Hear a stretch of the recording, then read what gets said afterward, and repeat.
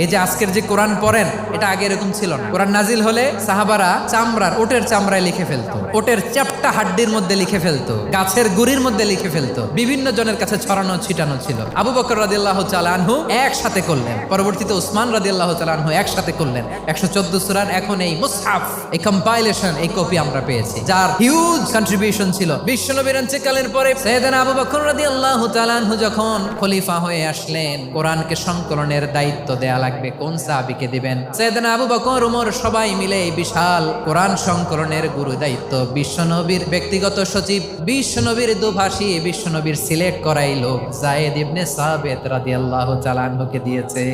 এই পুরো কোরআন কম্পাইলেশনের project manager ছিল যায়েদ বিন সাবিত রাদিয়াল্লাহু তাআলা। দেখেন, এত সাহাবীর মধ্যে থেকে বিশ্বনবীর একাডেমিক প্রজেক্ট যায়েদ বিন সাবিতের মতো তরুণকে নির্বাচিত করেছেন। কেমন ট্যালেন্ট হান্টার ছিল আমার নবী, সুবহানাল্লাহ পড়বেন না?